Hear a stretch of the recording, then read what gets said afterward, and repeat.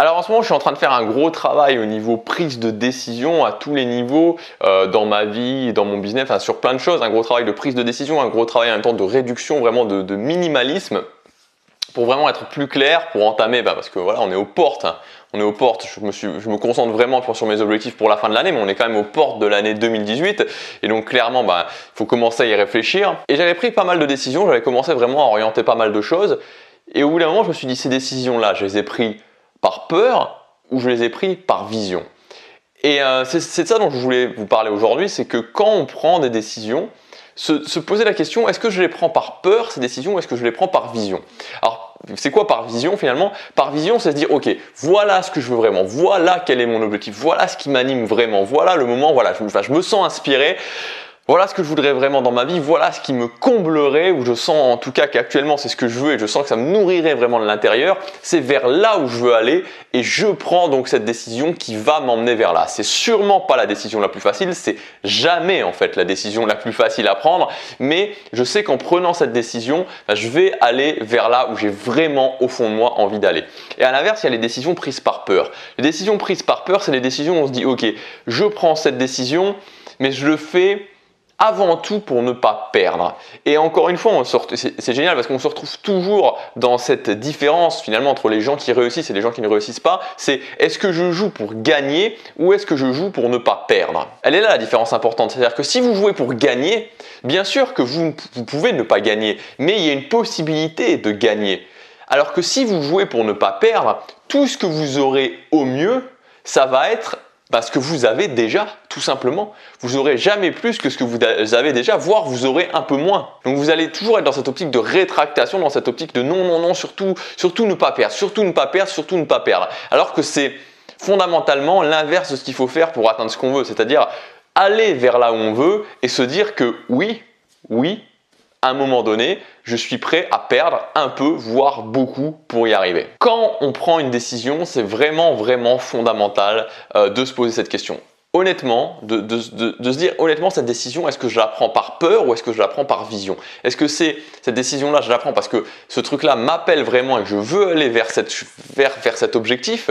Ou alors je la prends parce que je me replie sur moi-même, je la prends parce que j'ai tellement peur de perdre, j'ai tellement peur qu'il y ait des pertes par rapport à ce que j'ai actuellement, j'ai tellement peur que je perde un petit peu de mon niveau de vie, que je perde un petit peu de mon confort, ou beaucoup de mon niveau de vie, ou beaucoup de mon confort, que je ne le fais pas. Et que je préfère prendre cette décision par peur. Donc vraiment posez-vous cette question en étant sans vous juger parce qu'on est tous tentés de faire ça, on est tous tentés de se dire ok je prends cette décision parce que tout simplement j'ai peur de perdre quelque chose. Mais au final quand on fait ça, ça nous mène jamais à ce qu'on veut vraiment et on vit une vie par réaction, une vie de peur finalement, une vie où on reste vraiment crispé sur ce qu'on a, mais on s'ouvre pas au fait de gagner plus. Alors maintenant, une fois qu'on a vu ça, une fois qu'on a vu que l'idée c'est vraiment de prendre ces décisions par vision plutôt que par peur, il y a deux choses que je voudrais vraiment vous donner pour vous aider un petit peu sur ce chemin de prendre des décisions par vision. La première chose, c'est d'éviter ce qu'on appelle l'overthinking, donc le fait de trop penser, le fait de dire ok, je veux prendre cette décision, mais qu'est-ce qui va se passer s'il y a ça qui arrive? Qu'est-ce qui va se passer s'il y a ça qui arrive? Et de vouloir vraiment trop penser d'une façon générale, de trop penser à tous les niveaux, d'être vraiment dans le trop d'intellectualisation, c'est mauvais. Donc ne pas trop penser, se dire ok de toute façon les scénarios que je vais faire dans ma tête, les choses qui peuvent se passer, dans 99% des cas ça ne se passera pas. Donc ne pas anticiper les problèmes, voilà, se dire quelle décision je prends, aller vers la décision qui vraiment nous fait envie, aller vers la décision où on peut gagner quelque chose sans trop se poser de questions. Je sais que c'est pas facile, mais il faut vraiment éviter vraiment ce trop de pensée, ce trop d'intellectualisation. Et la deuxième chose qui est peut-être la plus dure, mais en même temps la plus efficace, la plus simple, mais la plus difficile à mettre en application au niveau de faire des choix, au niveau de ne plus écouter ses peurs, c'est le temps. C'est le temps qui change tout. Moi, quand j'ai compris ça logiquement et que j'ai commencé à le mettre en place dans ma vie, ça a vraiment fait de grands changements. Les peurs, que ce soit des peurs en général ou que ce soit des peurs sur le fait de faire un choix, se nourrissent d'un élément avant tout, l'indécision, et l'indécision c'est un cousin de la peur, se nourrit avant tout d'une chose, c'est le temps.